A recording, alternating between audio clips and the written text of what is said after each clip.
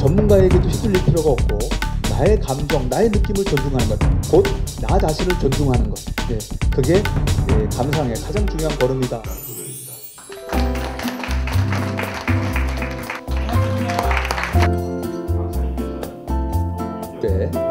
힘, 또 미술에 제가 질문을 드릴 테니까 보이시는 그대로 손을 들어서 답해 주시면 고맙겠습니다. 지금 이 여인은 시계 방향으로, 그러니까 오른쪽으로 돌고 있다. 그렇게 보이시는 분들 손 들어주세요. 오른쪽. 내려주시고, 무슨 소리냐? 시계 반대 방향. 왼쪽으로 돌고 있다. 손 들어주십시오. 왼쪽. 예. 일단 내려주세요. 자, 오른쪽이 다수, 왼쪽이 소수입니다. 또 질문을 드릴게요. 질문 드립니다. 처음부터 지금까지 계속 보고 있는데 이 여인이 방향을 바꾼 적이 있다. 그렇게 보이시는 분들 손 들어주세요. 내려주시고, 무슨 소리냐? 방향 바꾼 적 없다. 손 들어주십시오. 예. 내려주세요. 방향 바꿨다는 분들이 좀 더 많습니다. 방향 바꿨다는 분들께만 그럼 질문 드리겠습니다. 아까부터 지금까지 계속 보고 있는데, 자, 이 여인은 오른쪽으로 돌다가 지금 왼쪽으로 돌고 있다. 손 들어주세요. 오른쪽으로 돌다 왼쪽으로 돈다. 내려주시고, 아니다. 왼쪽으로 돌다 오른쪽으로 돈다. 손 들어주세요. 내려주세요. 똑같은 거 보고 계신 거 맞죠? 근데 어떤 분은 오른쪽으로 돈다. 어떤 분은 왼쪽으로 돈다. 방향 바꿨다. 안 바꿨다. 바꿨다는 분들도 제각각 다 달라요. 왼쪽으로 돌다 오른쪽으로 돈다는 분들도 질문 드려보면은요, 3바퀴까지는 왼쪽으로 돌다가 4바퀴째 돌았다는 오른쪽으로 돈다는 분이 계시고, 4바퀴째 왼쪽으로 돌다가 5바퀴째 오른쪽으로 돌았다는 분 계시고, 다 달라요. 이게 우리 눈입니다. 내가 보는 거 남들도 똑같이 본다고 생각하죠? 아니에요. 아니에요. 그렇게 생각하시면 안 돼요. 사람마다 달라요. 이렇게 똑같은 대상을 보는데도 지금도 어떤 분 눈에는 오른쪽으로 돌고 있고 또 어떤 분 눈에는 왼쪽으로 돌고 있어요. 어떤 분 눈에는 지금 방향 바꾸고 있고. 이게 우리 눈이에요. 왜 이런 일이 일어나는가? 아직 명확하게 규명은 안 됐어요. 그러나 이 분야에 관심이 많은 신경생리학자들, 뇌생리학자들, 그런 분들이 추정하기로는 어떤 상황이나 사건을 접할 때 우뇌가 먼저 활성화되는 사람들, 그런 사람들한테는 오른쪽으로 도는 거로 보이고, 좌뇌가 먼저 활성화되는 사람들, 그런 사람들한테는 왼쪽으로 도는 거로 보인다. 방향 바꾼 건 뭐냐? 우뇌가 활성화됐다가 좌뇌가 활성화됐거나, 아니면 좌뇌가 활성화됐다가 우뇌가 활성화됐거나, 우리 뇌가 2개로 구성되어 있는 탓에 이렇게 우리는 제각각 다르게 본다. 착시현상 때문에도 제대로 못 봤죠. 좌뇌, 우뇌 때문에도 서로 다르게 봐요. 그래서 시각에 의존하는 예술인 미술 분야에서는 옛날부터 미술가들이 피부로 느껴서 합니다. 아, 사람의 시각은 한 가지로 모아질 수가 없다. 이 시각만이 정답이라고 이야기하면 그거는 절대적인 오답이다. 유명한 작품이 명하냐? 명화의 명자가 이름 명자잖아요. 아, 그렇다고 한다면 이름이 널리 알려진 작품. 세상에 모르는 사람들이 거의 없는 작품. 모나리자는 전 세계에 모르는 사람이 거의 없죠. 너무나 유명한, 너무나 그 이름이 널리 알려진 그림입니다. 자, 그러면 다빈치의 이 유명한 모나리자, 당연히 명화 아니겠느냐? 명화 중에 명화 아니겠느냐? 저는 감히 이야기합니다. 명화 아니다. 다빈치의 모나리자가 왜 명화냐? 명화 아니다. 명화 아니라고 해도 된다. 명화 아니라고 할 수 있다. 아니, 다빈치의 모나리자가 명화가 아니라면 도대체 뭐가 명화냐? 값비싼 작품이 명화냐? 여기 제가 값비싼 작품 써놓고 옆에 그림을 하나 이렇게 이제 걸어놨는데요. 보니까 도저히 뭘 그렸는지 알 수 없는 그림이 하나 놓여 있습니다. 미국 추상화를 대표하는 잭슨 폴락이라는 화가가 그린 넘버 5라는 그림입니다. 미국 20세기 추상화를 대표하는 작가예요. 잭슨 폴락은. 이 그림이 10여 년 전에 아주 비싸게 거래가 되었습니다. 혹시 이거 얼마에 팔렸는지 아시는 분 계세요? 이게 얼마에 팔렸느냐? 세금 빼고 1억 4천만 달러에 팔렸습니다. 요즘 환율로 하면 어떻게 되겠습니까? 일단 1,500억 원은 넘는 거죠. 일단 1,500억 원 넘어요. 1,600억 원쯤 될까요? 요즘 환율로?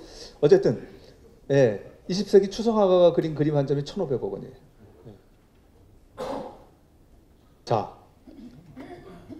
그러니까 만약에 지금 이 작품이 시장에 나오면요, 인플레랑 이 작가의 어떤 그 미술사적 평가 올라간 거 고려하면 최소한 2천억 원은 넘습니다. 물론 지금도 세계의 부호 컬렉터들 가운데는 이런 그림이 나오기만을 기다리는 사람들이 있어요. 현금 쌓아다 놓고. 안 나와서 못 사요. 작가는 돌아가셨고. 중요한 그림들은 미술관 다 들어갔는데 미술관 한 번 들어가면 안 나오거든요. 개인 소장가들이 내놔야 되는데, 개인 소장가들, 이런 그림 있는 소장가들이 돈이 아쉬운 사람들 됐습니까? 웬만해서는 안 내놔요. 그러니까 시장에 안 나와요. 못 사는 거예요. 그래서 돈이 있어도. 자, 이렇게 값비싼 그림. 예, 당연히 명화 아니겠느냐. 안 그러면 누가 미쳤다고 1,500억 원, 2,000억 원 주고서 이런 그림을 사겠는가?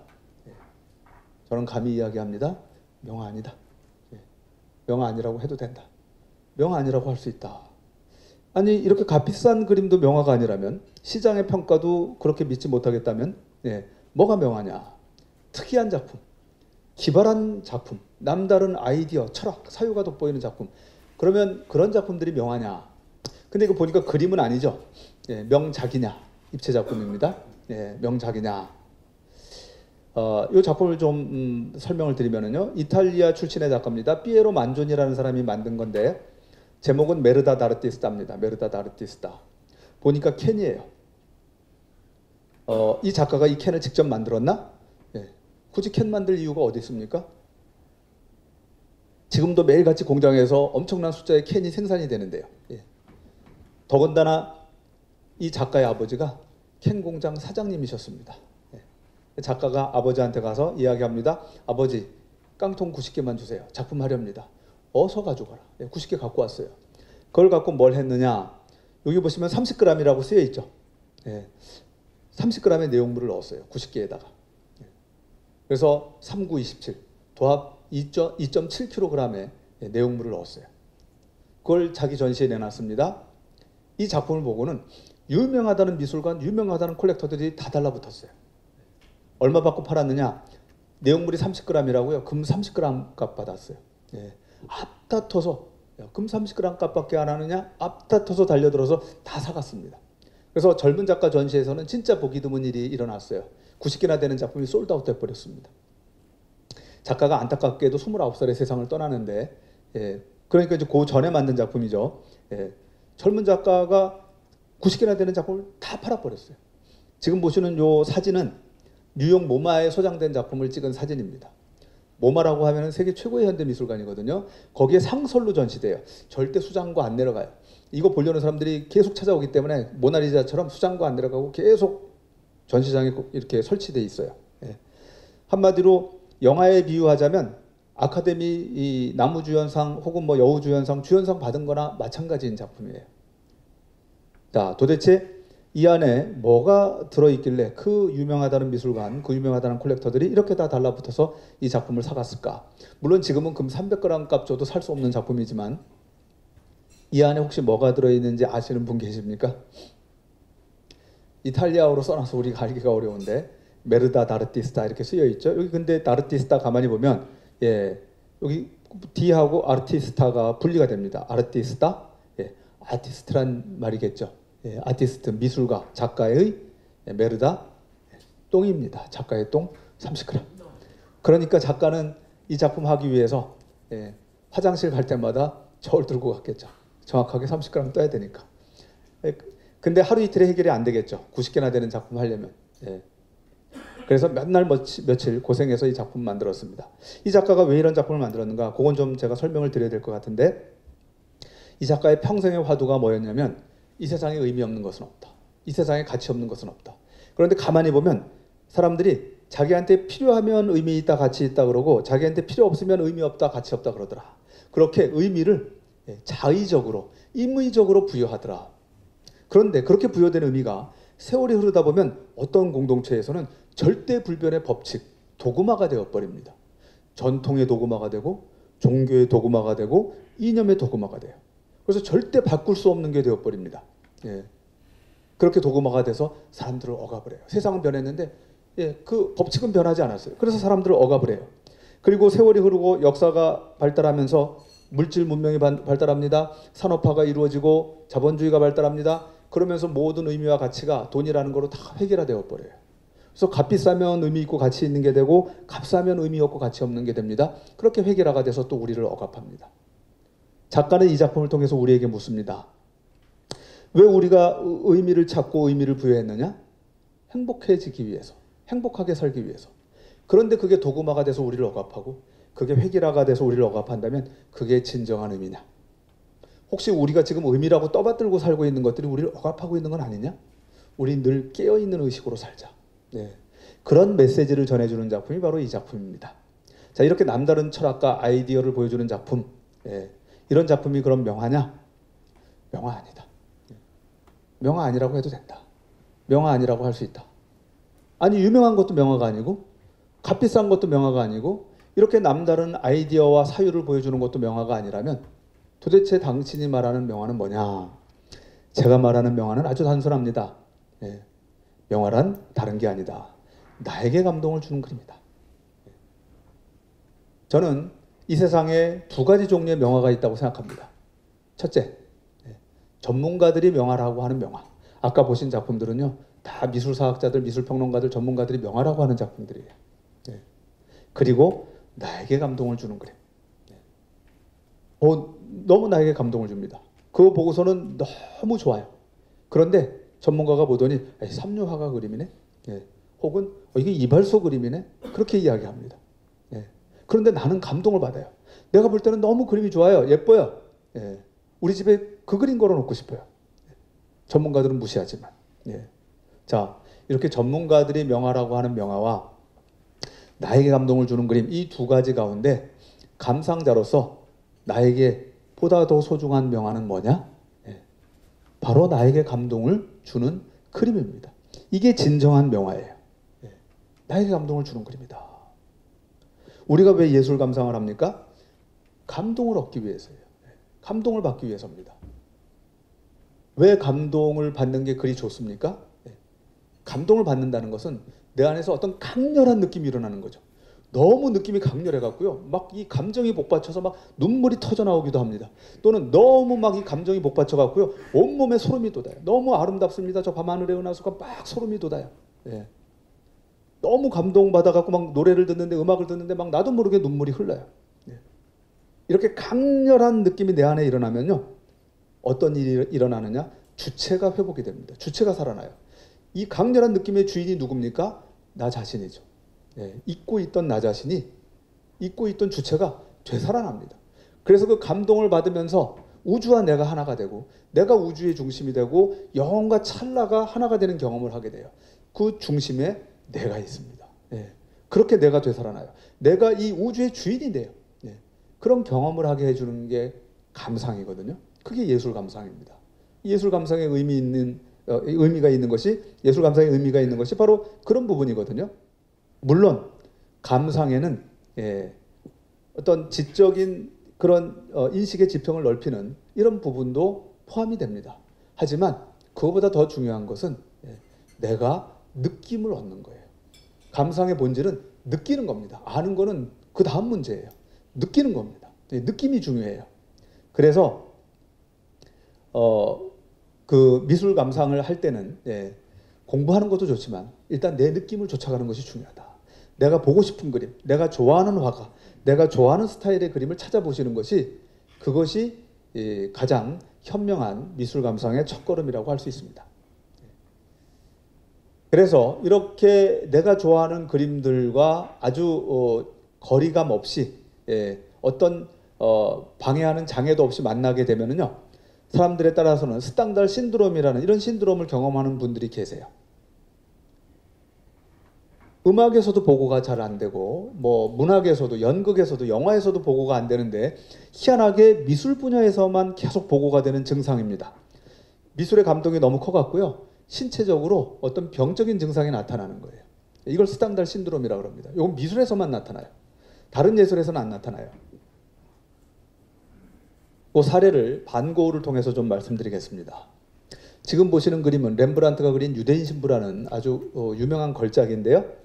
암스테르담 국립미술관에 가면 볼 수가 있습니다. 지금도 그 미술관 초입에 있어요. 암스테르담 국립미술관 초입에 있는데, 암스테르담 국립미술관은 19세기 말에 처음 문을 엽니다. 그 당시 네덜란드의 국립미술관으로서 처음 생긴 거거든요. 오늘날 우리가 이제 갤러리 미술관 주변에 많이 볼 수 있지만, 옛날에는 미술학도들도 그림 보려면 귀족들 성이라든지 또 교회라든지 이런 데 찾아다녀야 했어요. 그런데 나라에서 나랏돈을 들여서 커다란 미술관을 만들었습니다. 위대한 유명한 유럽 대가들의 작품들을 모아놨어요. 반고흐가 너무 이제 신이 나서 친구 한 사람하고 같이 아침 일찍 미술관 찾아갑니다. 그래서 미술관 문 열자마자 들어가요. 그런데 초입에 이 그림이 있습니다. 예, 이 그림을 보고는 그 자리에서 얼어붙습니다. 너무 감동을 받아서 꼼짝달싹을 못해요. 그림 보시면 남자와 여자가 보이죠? 예, 누구냐? 성경에 나오는 아브라함의 아들 이삭, 그리고 그의 부인이 된 리브가 혹은 레베카로 추정되는 인물들입니다. 두 사람이 결혼식 날 처음 만났어요. 예, 얼마나 쑥스럽습니까? 예, 쭈뼛쭈뼛 가까이 다가가지도 못하죠.